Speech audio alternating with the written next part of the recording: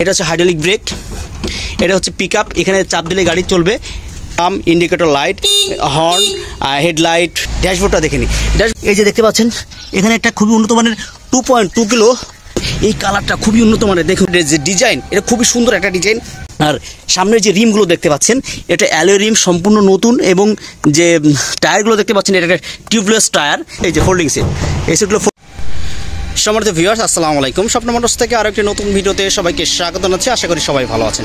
Viewers, আপনাদের জন্য একটি অসাধারণ ডিজাইনের ইলেকট্রিক রিসোর্ট কার নিয়ে এসেছি।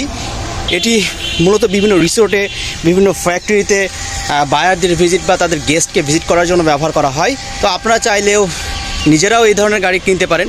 এটা খুবই উন্নত ডিজাইনের এবং উন্নত মানের একটি গাড়ি। এ পর্যন্ত এই ধরনের গাড়ি বাংলাদেশে খুবই কম তৈরি হয় বা তৈরি হয়েছে আমার জানা মতে।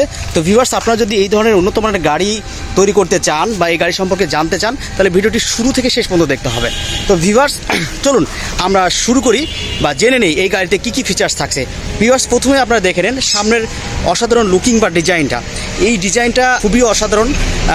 এবং সামনের যে লাইটের কম্বিনেশন, দুটো হেডলাইট, দুইটা ফগ লাইট এবং দুইটা ইন্ডিকেটর লাইট, এবং দুই পাশে দেখুন দুইটা মিরর বা সাইড লুকিং গ্লাস। এবং সামনের ডিজাইনটা দেখুন, খুবই সুন্দর, অসাধারণ ডিজাইন। সাদা কালারের মধ্যে সুন্দর একটা গ্লাস বসানো হয়েছে, একেবারে খুবই মার্ভেলাস বা চমৎকার।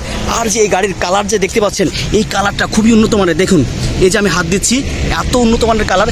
এই কালার হচ্ছে সবচাইতে বাংলাদেশের বেস্ট কোয়ালিটির কালার, সেটা আমরা ব্যবহার করি।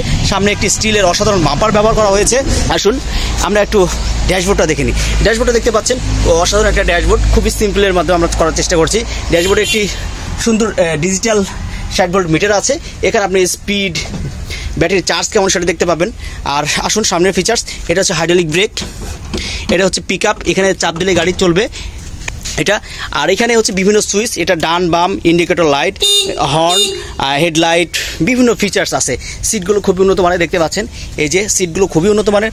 সিটের পাশে একটা রেলিং দেওয়া আছে যাতে ড্রাইভারের কোনো সমস্যা নয় বা পড়ে টরে না যায়। যদিও পড়ে না যায় না, এরপর আমরা সতর্কমূলক দিয়েছি এটা। এবং এই সিটগুলো ফোল্ডিং সিট। এই সিটগুলো দেখুন ভিউয়ার্স, এই যে ফোল্ডিং সিট, এই সিটগুলো ফোল্ডিং। আপনি চাইলে এই সিটগুলো শুয়েও দিতে পারবেন। এই যে দেখুন, আমরা শুয়ে দিলাম খুব। আর সামনের যে রিমগুলো দেখতে পাচ্ছেন এটা অ্যালয় রিম, সম্পূর্ণ নতুন। এবং যে টায়ারগুলো দেখতে পাচ্ছেন এটা একটা টিউবলেস টায়ার। সো এখানে লিক হয়ে যাওয়ার যে সমস্যা, এই সমস্যা থাকবে না, যেহেতু এটা টিউবলেস, শুধু জেল বললেই হবে। তো ভিউয়ার্স, এই হচ্ছে মোটামুটি সামনের ফ্রন্ট সাসপেনশন সেটা আমি আপনাদেরকে বোঝালাম বা সেটা আপনাকে আমি এতক্ষণ দেখানোর চেষ্টা করলাম। আসুন পেছনের সিট বা মাঝের সিটটা দেখি। মাঝের সিটেরটাও দেখেন, সুন্দর, খুবই অসাধারণ ডিজাইন, লুকিং। আপনি ভিউয়ার্স একটু দেখেন, এই যে সিটের যে ডিজাইন, এটা খুবই সুন্দর একটা ডিজাইন। পেছনে আলাদা একটা চেম্বার করা আছে যাতে পা না বেঁধে যায়। এবং এখানে অনেক স্পেস, এত স্পেস রেখেছে যে রাখা হয়েছে যে একজন যদি পা ইচ্ছা মতো সামনে দেওয়া তা বাঁধবে না। এটা একেবারে বিলাসবহুল চেয়ার কোচের মতো এই সিস্টেমটা করা হয়েছে। এবং পেছনের যে সিট, এই পেছনের সিটও সেম একই ডিজাইন। সামনের সিট এবং পেছনের সিটে সেম ডিজাইন আমরা করেছি।